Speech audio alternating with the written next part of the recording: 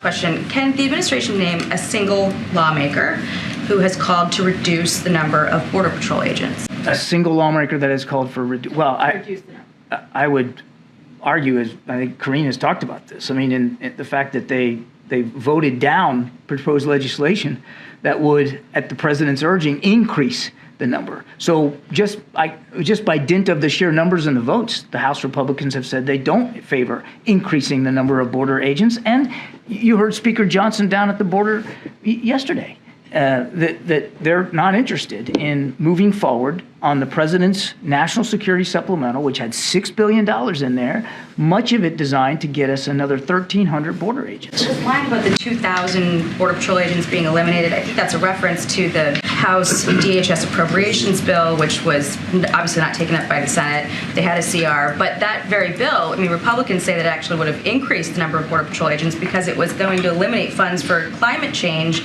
and clean energy programs. I mean, the White House even issued a statement at that time saying that those cuts to those programs would be palatable to the president. But this is sort of the first time I've been hearing this claim about eliminating 2,000 Border Patrol agents and painting a picture like we're short 2,000 at the border when, in fact, that didn't happen. When the proposed legislation has additional border agents in it and House Republicans voted down, I'm not sure how else you want to take that. All right, go ahead.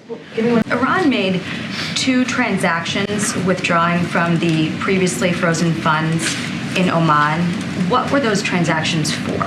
I don't have the details on that, Jackie. You're going to have to let me get back to you on that. I let the office know before that I was looking for this question, so I hope to get one today. Sorry. Okay, I'll come back to you with that. Sure, of course. More broadly, I guess, is the administration at all reconsidering its decisions to finance Iran indirectly by allowing these sanctions waivers to go forward, given the level of proxy attacks that we've seen?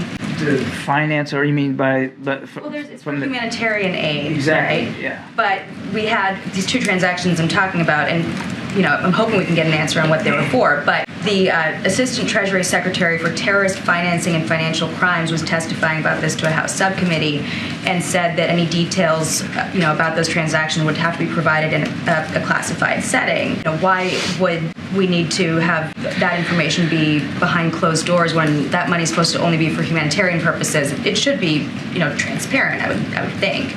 And I know the administration also sort of quietly reversed its decision to allow, withdrawals from the $6 billion that was freed up for the prisoner swap. But after that decision, the $10 billion, the waiver was extended for the $10 billion. This was the money that was payments for electricity in Iraq. Given the level of proxy attacks and the availability of these funds, is the U.S. reconsidering? And this really, what your question kind of goes... Given the behavior of the state right now, we talked briefing with this news about... Our issue is not with the Iranian people. And this is where I was getting to on the fungibility argument, which is kind of what your question is getting to. It's not as if the mullahs are sitting around thinking, well, how can we make the lives of the Iranian people better? Let's get them more food, water, medicine. They're not making that choice.